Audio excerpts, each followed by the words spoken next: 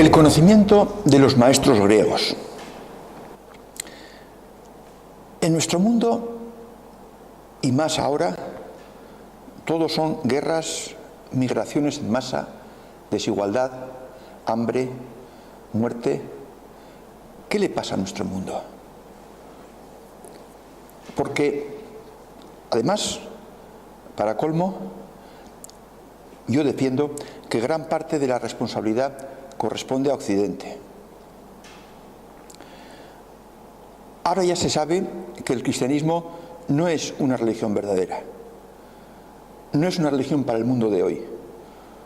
Pudo serlo, lo fue para el mundo romano del año 315, 325, pero no para el mundo de hoy.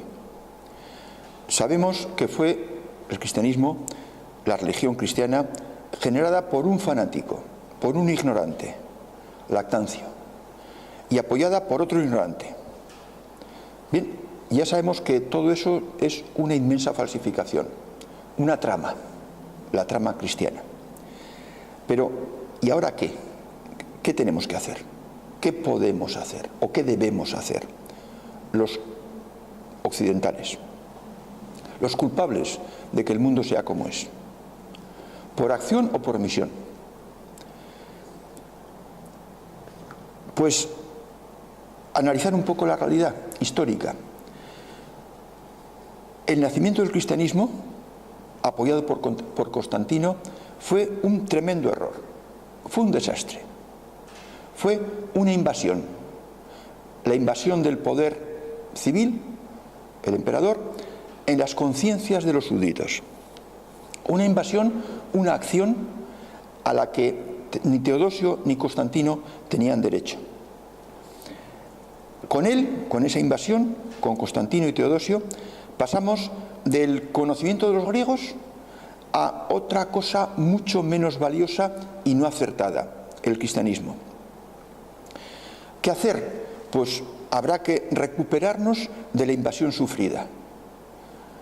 Y por eso conviene que sepamos qué es el conocimiento de los griegos. ¿Qué se sabía? ¿Qué se enseñaba a los jóvenes antes de que Lactancio, Constantino y Teodosio vinieran a estropear la situación ideológica de Occidente? Porque el Imperio Romano es la génesis de lo que luego se llama Occidente. ¿Qué enseñaban los griegos? ¿Qué se enseñaba a los jóvenes hace 1750, 1800, 2000 o 2500 años? Bueno, pues los griegos, los maestros griegos, enseñaban que cada ser humano es portador de una semilla de divinidad. Esa semilla era nuestra esencia. En griego se decía ousia, escrito ousia, usía, esencia. A esa semilla de plenitud divina, otros griegos lo llamaban hegemonikon, con H y con G, y con K. Hegemonikon, lo hegemónico, lo más elevado. Según los griegos, el alma, que es una palabra nuestra, porque es una palabra occidental y actual, el alma no es perfecta. Es perfecta en potencia. Y hay que hacerla potencia en acto, que decía Plotino. Y era una semilla, porque había que hacerla crecer. No nos era dado el fruto maduro, no nos era dado el árbol, nos fue dado la semilla, una cabecita de alfiler. Y hay que hacerla crecer. ¿Y cómo se la hace crecer? Pues enseñaban los maestros griegos con la arete, con la perfección. Hay que ser perfectos. Hay que esforzarse por ser perfectos. Para hacer crecer la semilla se hace por afinidad. Tenemos que volvernos afines a la plenitud para que la plenitud, la semilla, crezca en nosotros. Porque si la semilla era una semilla de la plenitud divina, la esencia de esa semilla era precisamente la plenitud. Y según, tomando una foto, entonces no había fotos, pero tomando una foto de toda la sociedad griega y dividiendo a los humanos según cómo decrecida tenían esa semilla, la sociedad griega y la nuestra, la de todos los tiempos, se dividía en 3 estamentos. En el más alto estaban los que habían hecho crecer la semilla y la tenían plenamente desarrollada. Y eso en Grecia se le llamaba el sofos, el sabio, el maestro. Ese era el ser humano pleno, aquel que actuaba en su día a día de acuerdo con aquello que enseñaba. Esto es muy importante, actuar de acuerdo con lo que sabía y enseñaba. Como tenía la semilla, como la habían desarrollado, como tenían la plenitud de la divinidad introducida en sus vidas, podían enseñar el camino. Solo ellos podían enseñar el camino, porque ellos sabían lo que habían hecho para desarrollar esa semilla. Solo ellos podían enseñar el camino. Para enseñar cómo se desarrolla la semilla hay que tener crecida la semilla. Y por eso estaban los sofos, eran el escalón superior. Luego venían los que procuraban desarrollar la semilla, los que estaban luchando por desarrollarla, los que estaban haciendo caso al sofos que tenían cerca. Para eso había escuelas, y en una escuela estaba un sofos, un sabio, un maestro, y ese maestro enseñaba a los alumnos. A estos alumnos se le llamaba procoptes, que significa el que progresa, el que busca, el que quiere mejorar, el que se interesa por la plenitud, por la sabiduría. Porque no todo el mundo se interesa. Había otras muchas gentes, la mayoría, que no se interesaban, que no les importaba, que estaban a otras cosas. Los que no se preocupaban en progresar, los que no querían saber nada de la semilla, eran los idiotes. En griego, idiotes no significa lo que el que nos oye o escucha está pensando. Idiotes significaba ignorante, profano, despreocupado, el que no sabe. De forma que había 2 estamentos perfectamente opuestos: el que sabe, el sofos, el maestro, y el que no sabe, el idiotes, el que no le interesa. Y entre medio estaban los procoptes, que inicialmente no se habían interesado cuando tenían 7 años, pero a los 16 se empezaron a interesar y se fueron a una escuela de un sofos, y allá estuvieron años internos estudiando y preparándose y procurando convertirse en sofos. No todos los procoptes se convertían en sofos, muchos no llegaban y se quedaban en lo que yo llamo alumno aventajado. Sabían muchas cosas, pero no habían desarrollado la semilla plenamente y no se habían convertido en sofos. Algunos se convertían en sofos y el maestro, el sofos, se daba cuenta de que aquel alumno había llegado a desarrollar la semilla de plenitud y se iba a su casa.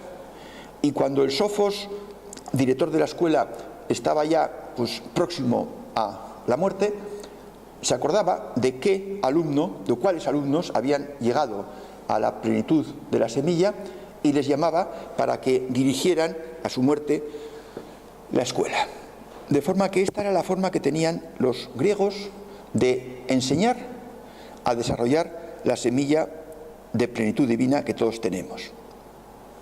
Y claro, escribieron libros sobre estos temas y tenían un vocabulario perfectamente adecuado para describir todas las etapas por las que el procoptes llegaba a convertirse en sofos.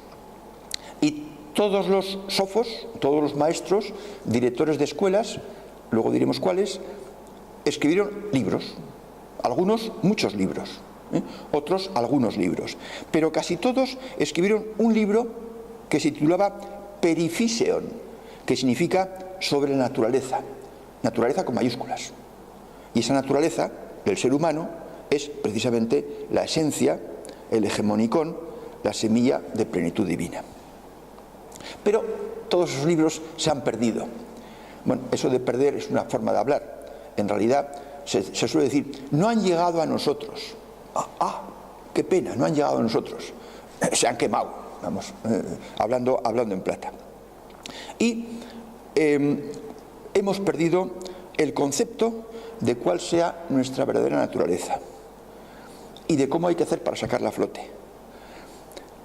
Esto que en la Grecia clásica se enseñaba a los jóvenes en las escuelas, hoy no se enseña a nadie. Y nadie sabe cómo ponerla en marcha. De hecho, nadie sabe ni siquiera que exista. Hay que irse a Oriente o a los chamanes de los Andes para acercarse, para olfatear, para entender o para intentar conocer qué sea esto de la semilla.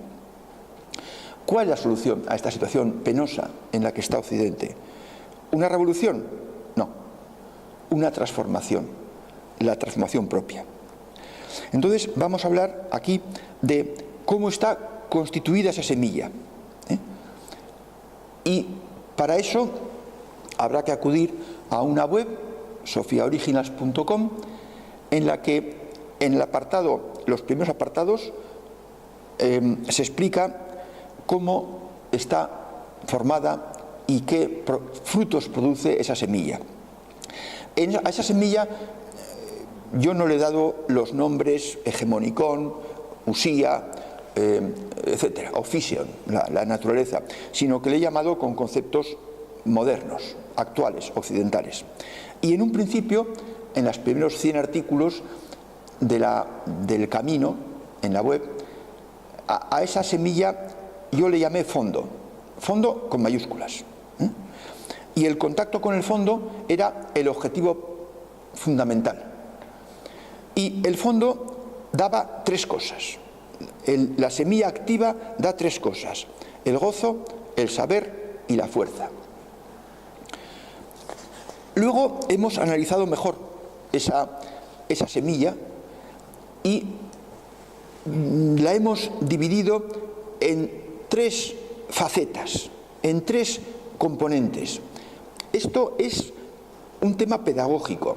No quiere decir que sean tres trozos de semilla, ni tres semillas distintas. Es una forma de hablar, porque explicándolo así se puede entender mejor y las experiencias que uno u otro van teniendo, uno u otro buscador, se pueden catalogar con más claridad.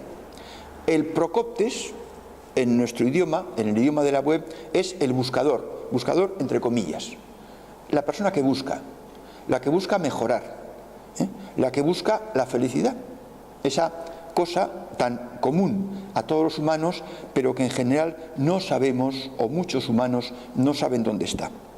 Y entonces, en la web, a la semilla, en los artículos posteriores al 100, a la semilla la llamamos con sus tres facetas, y a esas facetas le llamamos la mente superior, el corazón superior y el cuerpo superior, para diferenciarlo de la mente inferior, el corazón inferior y el cuerpo inferior.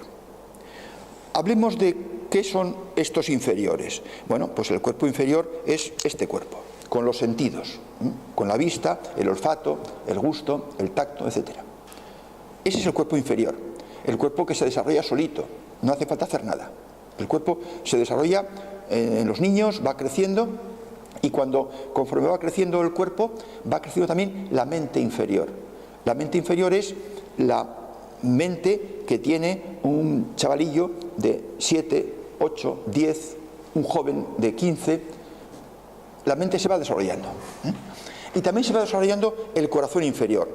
La mente inferior puede tener pensamientos positivos y negativos. Y el corazón inferior puede tener sentimientos de odio, de rencor, de envidia, o puede tener sentimientos de amor, de comprensión, de solidaridad. De forma que los componentes inferiores, están claros, se desarrollan siempre con la edad y son el cuerpo inferior, la mente inferior y el corazón inferior. Y hay mucha gente que no busca más y se muere trabajando con estas tres componentes. Es sabido, es un tópico, que el ser humano tiene potencialidades, pero que solo desarrolla el 10% de esas potencialidades. Esa situación es la de la persona que solo utiliza el cuerpo inferior, la mente inferior y el corazón inferior. Porque hay una mente superior, un corazón superior y un cuerpo superior. Y esto es la semilla de la que hablaban los maestros griegos, dicho con palabras occidentales. ¿Esto es científico? Respuesta: sí, absolutamente. No sería científico si esto fuese una fábula, una falsedad, una imaginación, un delirio. Entonces no sería científico, sería un cuento. Científico es aquello que, si se repiten las condiciones, se repiten los fenómenos. Es aquello que las mismas causas producen siempre los mismos efectos. El que los seres humanos tengamos esas tres componentes superiores, que resumidamente lo decían los griegos en forma de la semilla divina, es una ley de la naturaleza y se cumple inexorablemente. Si el humano se pone en condiciones, trabaja para desarrollar esas semillas. Hay muchos humanos que no se preocupan por la semilla, están a otras cosas. Están a promocionarse, a la política, a hacerse ricos. Bueno, pues esas personas no van a desarrollar la semilla, porque la semilla hay que cuidarla como se cuida una semilla de una planta para que la planta se desarrolle. Y si no se cuida la semilla, la planta no se desarrolla. Si no se siembra, si no se echa en tierra, no. Si no se riega, no. Si no le da el sol, no crece. De forma que el que mucha gente no haya hecho crecer la semilla, incluso que le importe un rábano la semilla, no significa que la semilla no exista, ni que no se pueda desarrollar en otros humanos, en los que se interesan, en los buscadores, en los procoptes. ¿Qué pasa con las cosas de la evolución personal? Pues que no todo el mundo se interesa por la evolución personal. No todo el mundo verá este vídeo, y claro, el que no la persigue no la alcanza y no experimenta y no se manifiesta en él la semilla. Esa persona debiera decir: pues yo no he llegado a eso, pero suele decir: bah, tonterías, esto es un cuento. El que alguien no sepa tocar el violín no significa que otros no puedan tocar el violín. Yo no sé tocar el violín, pero sé que se puede tocar el violín. Si yo me dedico a ello, dedico tiempo, dedico interés, pongo pasión en el tema, aprenderé a tocar el violín. Pero si no, pues no. De forma que la ley de las semillas es una ley de la naturaleza. Pero para aquellos que se interesan, para los que perseveran, para los procoptes, para los buscadores, no para los otros. Y esto funciona a aquel que se lo propone y pone los medios. Y luego hablaremos de qué medios son esos. Porque es una ley de la naturaleza. Y está esperando esa ley a que la apliquemos en nuestras vidas. Y no es nada moderno, porque esto ya lo sabía Sócrates, que murió el año 400 a.C. Y se enseñaba antes de Sócrates. Sócrates estudió de los maestros presocráticos, que empezaron por Pitágoras, la escuela pitagórica, Empedocles, Heráclito, Demócrito, Parménides, Anaxágoras, una serie de maestros griegos anteriores a Sócrates, que murió el año 400 a.C. De forma que no es nada nuevo, no es nada New Age, no es nada esotérico, calificativos con los que los entendidos, entre comillas, suelen calificar al que habla de sabiduría. Parece como que les molesta que se nombre la palabra sabiduría con mayúsculas. Bueno, pues no, la sabiduría existe y existía y se enseñaba desde hace 2500 años. Ahora, ¿cómo funciona? ¿Cómo se pone en marcha? Bueno, pues hace falta una adhesión instintiva, una adhesión personal, una adhesión innata. Esto funciona por identificación. por similitud de vibración, por similitud de comprensión. No funciona por convencimiento. Yo con este vídeo no pretendo convencer a nadie, sino que solo les interesará a las personas que son buscadores, a los que son procoptes, a los que están interesados. Tiene que suceder algo como en aquella película de E.T., que cuando oyó o vio o sintió a los suyos decía: mi casa, esto es de mi casa.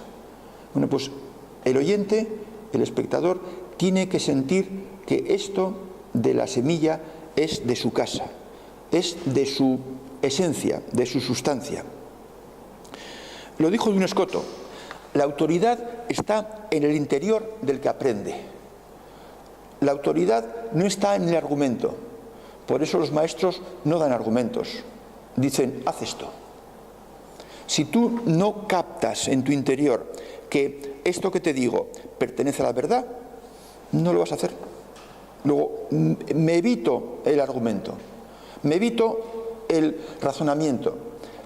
A estas cosas no se llega por el razonamiento, no se llega por la mente inferior, hay que llegar por la mente superior, pero de eso hablaremos. Los que escuchan y los que quieren aprender y los que no quieren aprender. Otra forma de dividir a los humanos es más sencillita, en dos capítulos: los despiertos y los dormidos. Lo que pasa es que el que está dormido cree que está despierto. De hecho, el dormido sueña y confunde sus sueños con estar despierto. En su narcolepsia opina sobre estos temas como si estuviera despierto, pero está dormido. Y por tanto no puede captar nada de estas cosas. Y lo que se dice y lo que se diga sobre ellas para él no tiene ningún valor. Por eso no merece la pena argumentar, porque es tiempo perdido. Hay que dejarle que siga soñando, dormido, y crea que está despierto. Este vídeo se dirige a los despiertos, a los que quieren despertar, a los que se dan cuenta de que han estado dormidos, a los procoptes, a los que luchan por mejorar. Por descontado, si ese procoptes hubiera llegado a la cima de la montaña sagrada, no habría que decirle nada de esto. Él estaría aquí dando la charla. Por eso no hace falta llegar a la cima de la montaña sagrada. Hay que estar en la rampa de acceso, intentando subir, intentando mejorar. Y los procoptes, hay que decirles que no tengan ningún complejo, no tengan ningún complejo de inferioridad, no crean que son bichos raros, porque es todo lo contrario. Son lo mejor de la humanidad, lo más granado, lo más maduro, lo más crecido, y tienen que estar orgullosos de su característica y no sentirse acomplejados ni bichos raros. Ya sé que son los menos, pero eso es así porque la mayor parte está dormida. ¿Y qué le vamos a hacer?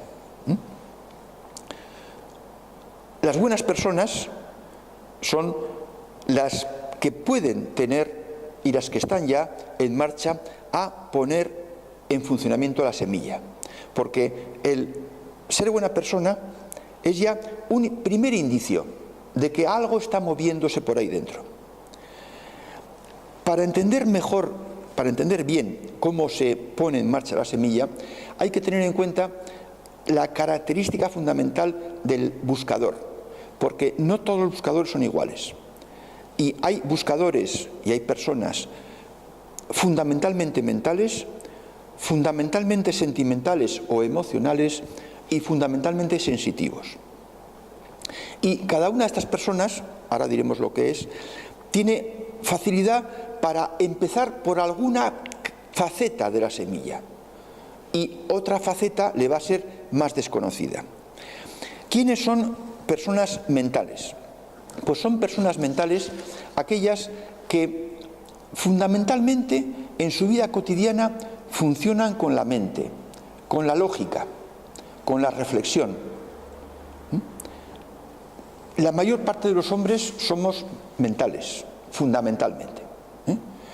Hay quienes son 100% mentales. Eso luego veremos que no es bueno. ¿Quiénes son sentimentales o emocionales? Pues son aquellas personas que funcionan fundamentalmente con la emoción. No se guían por la lógica, se guían por la emoción, por la intuición, por la emotividad. La mayor parte de las mujeres son sentimentales, no todas, hay mujeres mentales. Y hay quienes son 100%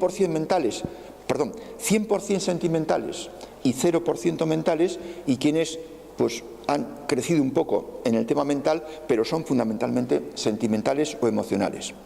Y por último, hay personas sentimentales que además son sensitivas, es decir, que tienen una capacidad especial, un olfato especial. Lo vamos a ligar con el cuerpo superior. Por eso vamos a dejar a estas personas sensitivas, que son muy pocas, muy poquitas, así como mentales son, digamos, el 48% o el 49% de las personas son mentales, el otro 49% son sentimentales y el 2% son sensitivas. Estas cifras pueden daros una idea. Bueno, pues teniendo en cuenta que los buscadores son de por sí o bien predominantemente mentales, o bien predominantemente sentimentales, o bien sensitivos, vamos a ver cómo pueden enfocar las tres facetas de la semilla divina, que hemos dicho que vamos a definirlas como mente superior, corazón superior y cuerpo superior. ¿Qué es la mente superior? Estamos hablando ya no de la mente inferior que todos tenemos y usamos y nos da vueltas y nos zarandea y nos hace tener mal humor o buen humor, sino de la capacidad divina, plenitud de la mente superior. La mente superior es una capacidad superior que nos permite conocer por ciencia infusa la verdad universal. Es una capacidad que tenemos que buscarla, que tenemos que llegar a ella, que tenemos que permitir que se manifieste en nosotros. ¿Y cómo se hace? Pues para ponerla en marcha basta con expresar la intención de querer saber, para que llegue esa respuesta. Y esa respuesta llega en forma de un pensamiento para el mental o de un sentimiento para el sentimental y el sensitivo, muy fino, muy suave, muy sutil, tan sutil que se duda de que eso sea una respuesta. La pregunta clásica del buscador en esta fase del proceso, cuando empieza a creerse que tiene mente superior, que existe la mente superior, y empieza a querer ponerla en marcha y empieza a preguntar algo trascendente, algo importante en su vida, es que le llegue una respuesta y que él dude de si esa respuesta es de la mente superior o es que se la ha inventado él. Esto pasa, yo diría que siempre al principio. Nos sorprende y nos siembra la duda. ¿Esto es mente superior? Bueno, en la web, todo esto está desarrollado en la web, en el apartado del camino, de forma que a ella remito a quien nos esté oyendo o viendo. Hay formas más sencillas de conectar con la mente superior. Por ejemplo, tenemos un problema que queremos consultar a la mente superior porque no es de un tema trascendente, no es relacionado con el más allá, pero es relacionado con lo que tengo que hacer yo porque tengo una disyuntiva, tengo que elegir entre blanco o negro y no sé qué hacer, no sé cómo acierto. Bueno, pues le preguntamos a la mente superior cuando nos vamos a dormir. Poco antes de dormirnos expresamos nuestro deseo imperioso, fortísimo, de que necesitamos saber qué hay que hacer, qué decisión tomar. Y durante el sueño, digámoslo así, la mente superior trabaja en nuestro favor digámoslo así, se va a donde está la verdad universal, se entera y vuelve, y cuando nos despertamos nos lo chiva, nos lo dice. A mí me pasaba en la ducha, me levantaba y me iba a la ducha. Bueno, pues en la ducha se me ocurrían todas las buenas ideas. La mente superior ha respondido a la consulta que le hicimos al acostarnos. Los antiguos le llamaban consultarlo con la almohada. En realidad es consultarlo con la mente superior. Esa es la primera forma, quizás. Luego uno no tiene que recurrir a dormirse, a esperar a la noche, sino que puede consultar en el día, durante el día. Claro, no en una vorágine no en una discusión con alguien, sino en silencio, a solas, preguntar y quedarse sin ninguna idea preconcebida, simplemente esperando escuchar un susurro. No es voz, es una idea, es telepatía. La mente superior habla por telepatía. ¿Pregunta sobre qué? Sobre banalidades no, sobre temas trascendentes, sobre lo que uno debe hacer, sobre temas de la vida, no sobre superficialidades. Al principio uno duda, pero cuando va practicando varias veces, pues uno aprende a reconocer la voz de la mente superior. Algunos le llaman archivos acásicos o acasa. Consultar los archivos acásicos. Bueno, pues eso es consultar a la mente superior mediante un rito que favorece el que cojamos confianza en que la respuesta que llegue efectivamente es de tales archivos. Se puede hacer directamente sin rito, consultarlo con la mente superior. Y claro, cuando se pone en marcha esto a base de voluntad, a base de insistir y a base de preguntar, es una ayuda impresionante, porque nos permite saber lo que es cierto, lo que es verdad universal, verdad con mayúsculas, universal con mayúsculas. Y esto es una gran capacidad. La persona que ha desarrollado la mente superior y la tiene implantada como mente por defecto, la persona que piensa siempre con su mente superior, no trabaja ya con el 10% de los cuerpos inferiores, sino que es un 30% más. Trabaja con el 40%. Y eso es una gran ventaja para un mundo en el que la mayor parte de la gente trabaja con el 10%. Más detalles sobre la mente superior, pues en 30 o 40 artículos que sobre la mente superior hay en el camino de sofiaoriginals.com. La mente superior da el saber y la fuerza. El saber lo que hay que hacer y la fuerza para hacerlo. No es un saber teórico, viene acompañado de la voluntad. ¿Por qué? Pues porque la mente superior es una gran capacidad. Es una capacidad que pertenece a lo uno con mayúsculas. Y claro, pues eso es una gran ventaja, una gran componente. La siguiente componente de la plenitud de la semilla es el corazón superior. El corazón superior es una capacidad que nos permite sentir como la plenitud, como la divinidad, como las personas que han trascendido su condición humana y están en el otro lado, porque en el otro lado se está solo, lo veremos luego, con las capacidades superiores. Las inferiores desaparecen, se quedan en el cuerpo, las superiores trascienden. Bueno, pues el corazón superior permite sentir como sienten esos seres que antaño fueron humanos, como siente la divinidad, como siente lo uno, como siente todo lo que es uno.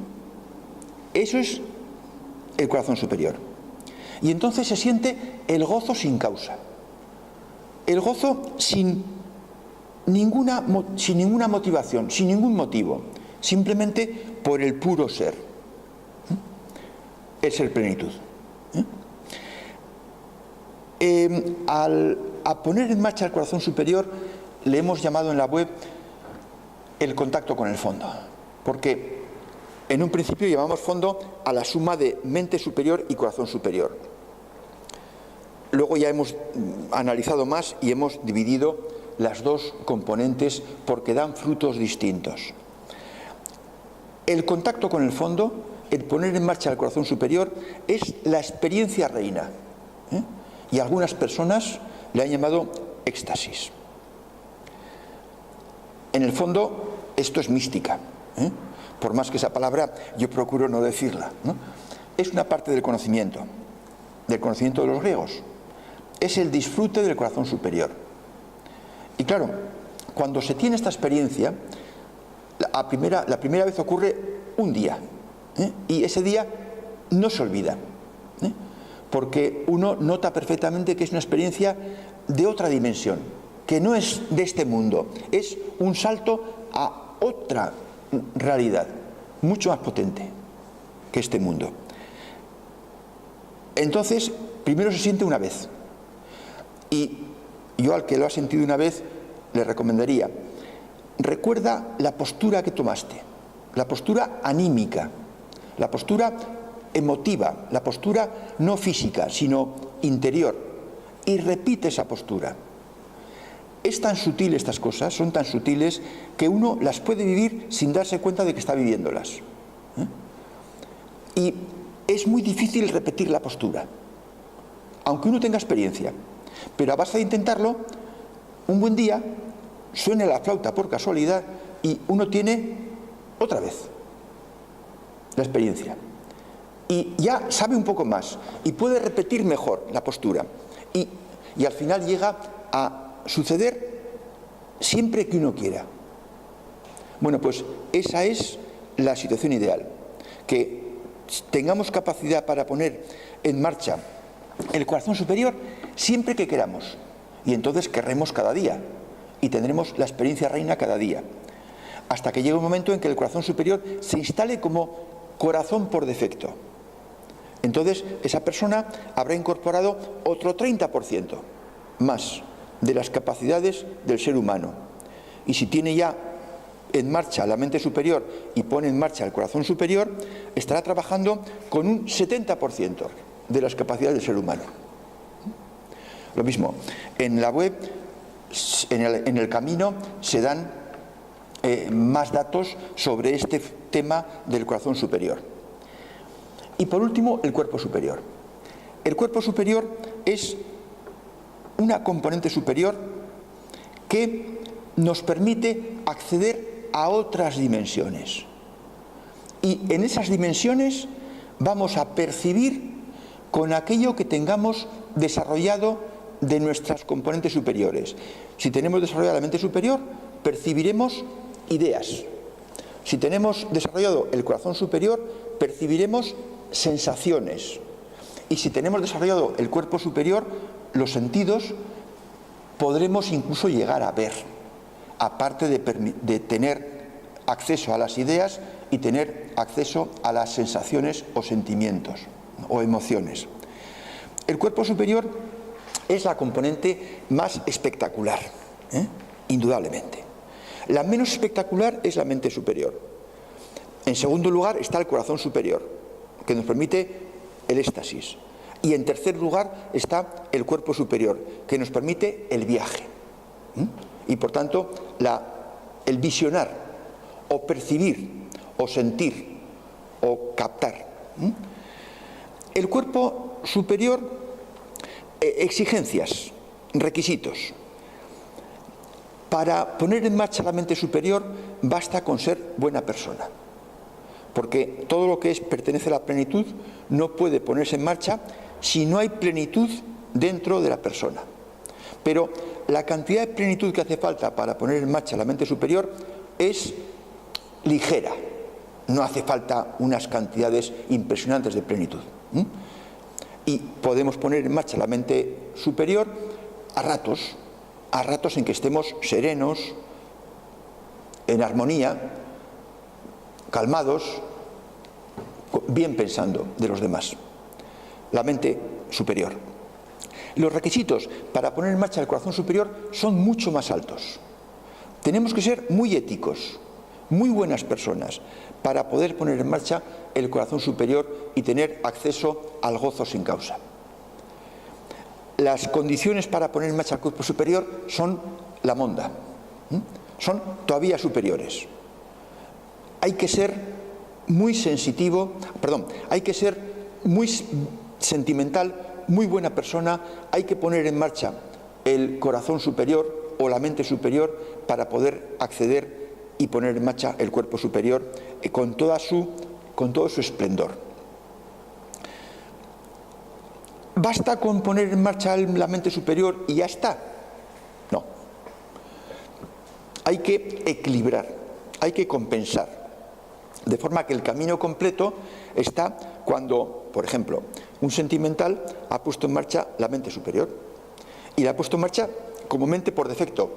La tiene siempre. Funciona todos los días con ella. No un día sí, otro no, sino todos los días.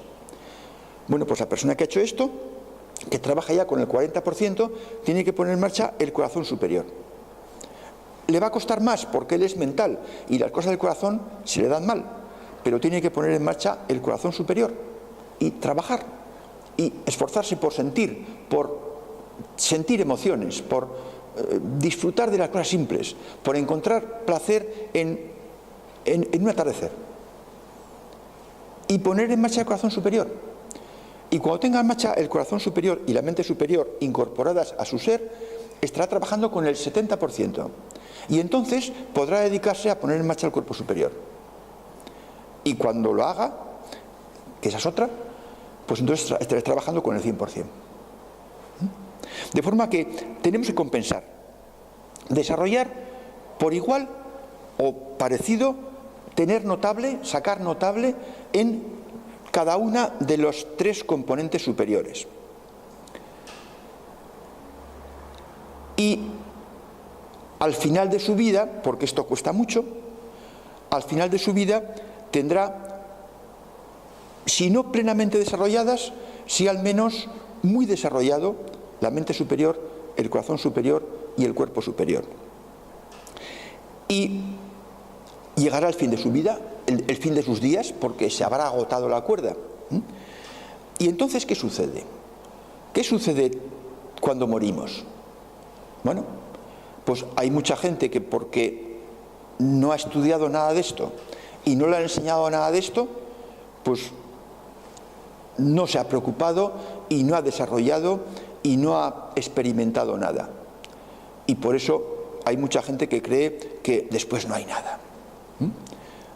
Bueno, eso no les va a impedir que ellos tengan desarrollado hasta cierto punto un guisante, la mente inferior, hasta un cierto punto una mandarina, el corazón superior, y hasta cierto punto otro guisante, el cuerpo superior.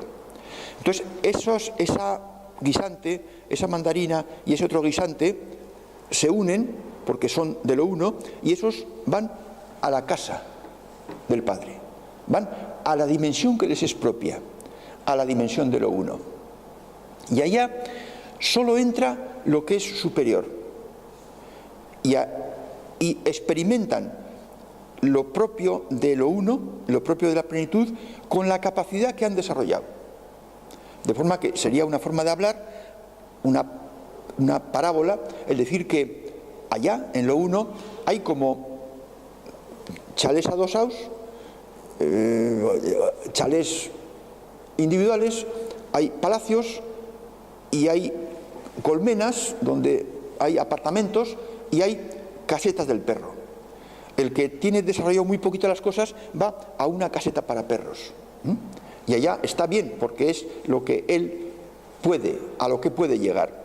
Y hay quien están en chalés adosados o en apartamentos o en chalés individuales. Es decir, que allá cada uno disfruta con las componentes que tiene, como están decrecidas.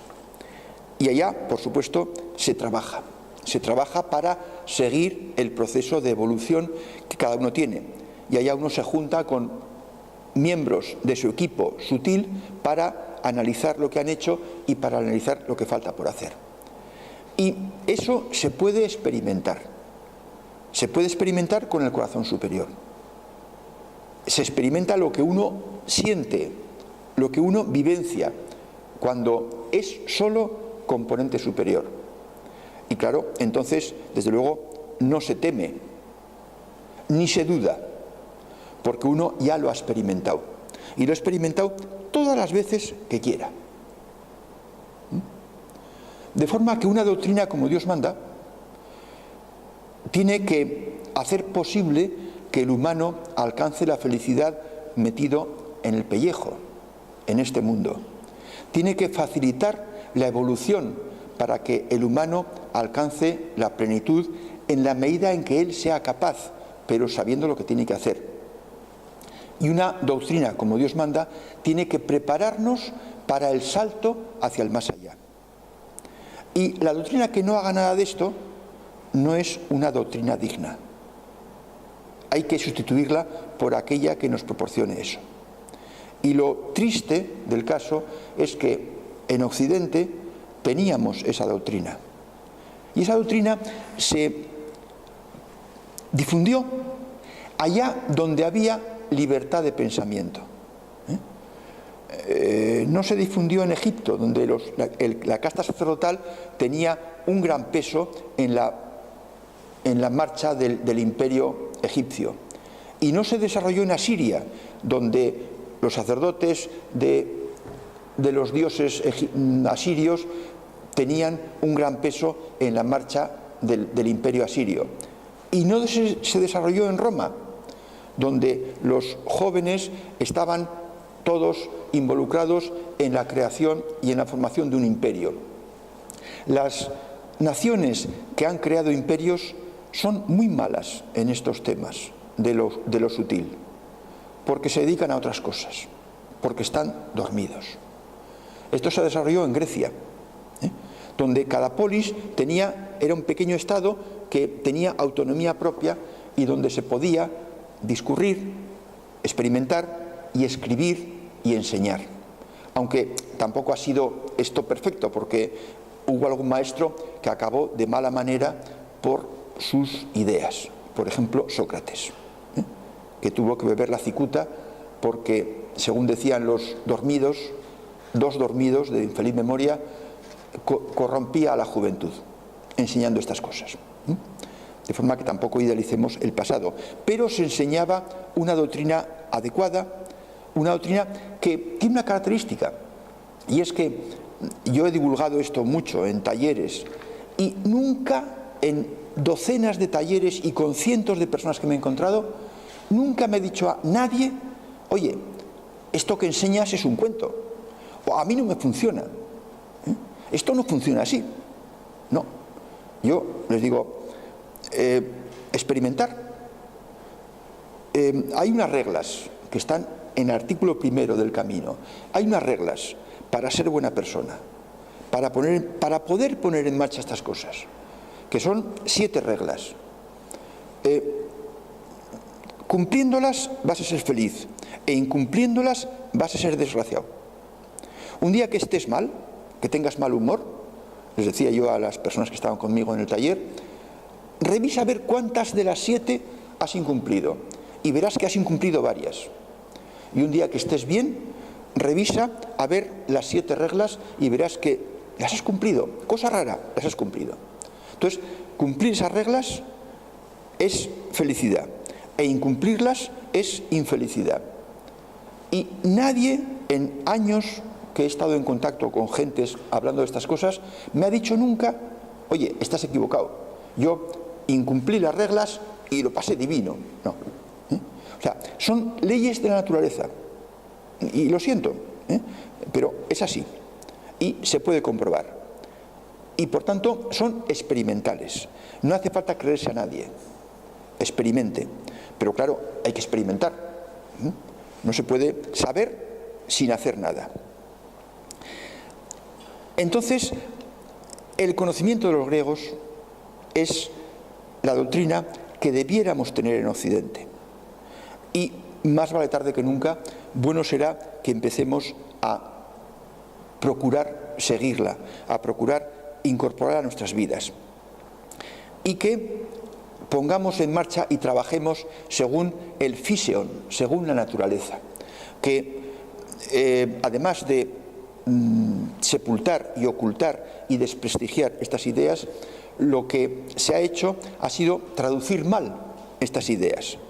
Por ejemplo, en los evangelios hay sabiduría, pero está muy deformada, está mal traducida, está deteriorada. Porque, por ejemplo, se habla del logos, y el logos, en el Evangelio de Juan, capítulo 1, al principio, en el principio existía el logos. Y los traductores cristianos han dicho, en el principio existía la palabra, y la palabra es sinónimo de Jesucristo, Hijo de Dios. No, en el principio existía el logos, es decir, la divinidad impersonal. Y, por ejemplo, el Padre Nuestro.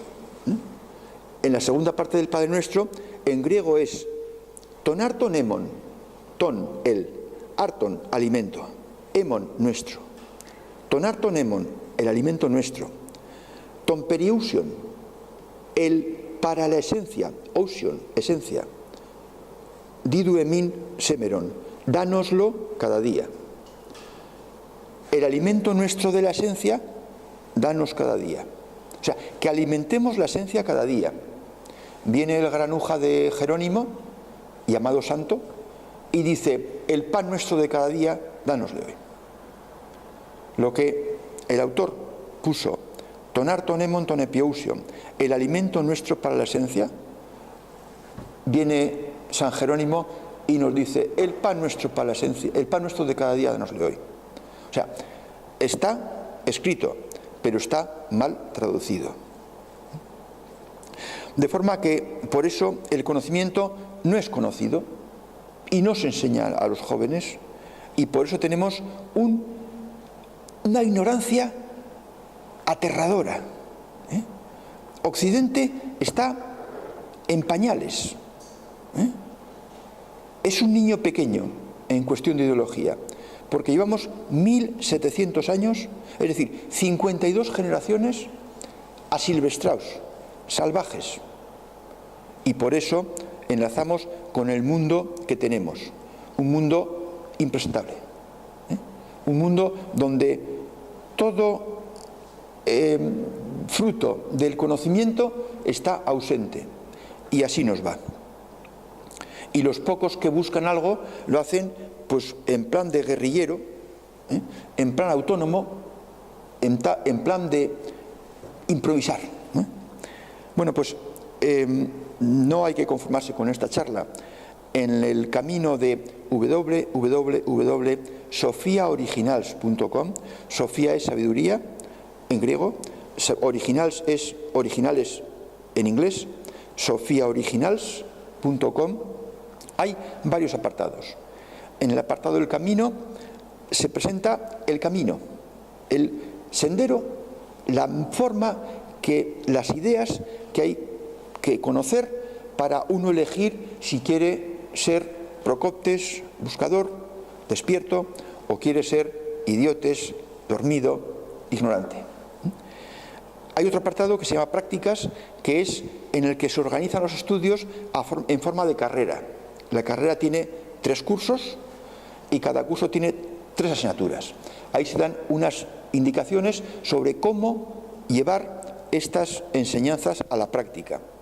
Hay otro apartado titulado Sabiduría o Conocimiento, donde se exponen textos de sabiduría de los maestros que ha habido a lo largo de la historia, griegos antiguos y más modernos.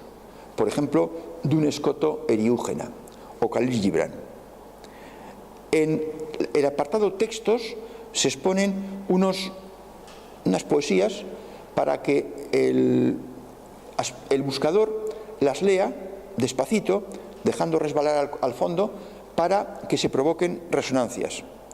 Y en la salud, otro apartado, hay bibliografía del conocimiento, libros modernos, de maestros modernos, que enseñan cómo poner en marcha la semilla de la plenitud que los griegos ya enseñaron que tenemos todos pero que como desconocemos no sabemos cómo poner en marcha.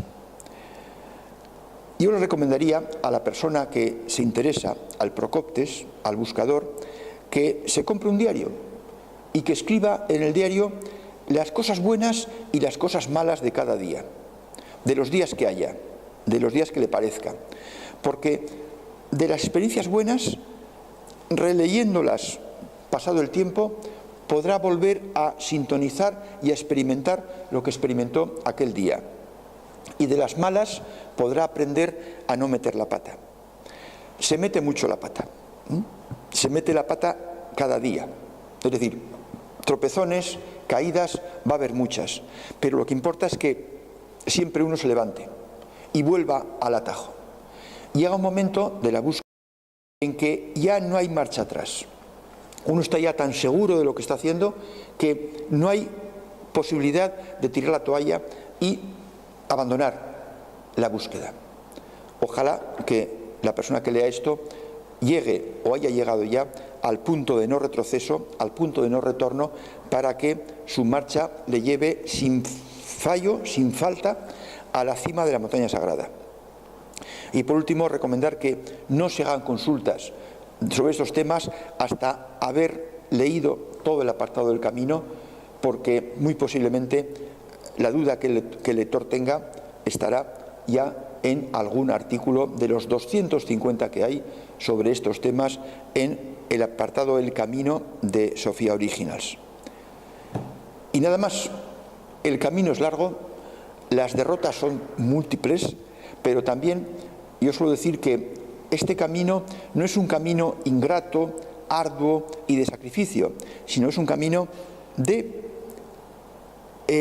frutos que se encuentran en las cunetas y que aparecen al poco, al mes de estar buscando. Hará falta, digamos que 15 días de confianza en que esto es cierto para empezar a iniciar el camino, pero los frutos no se harán esperar. Y nada más. El camino es un camino muy largo, lleva años, no se hagan ilusiones, lleva años. Buena suerte y buena marcha.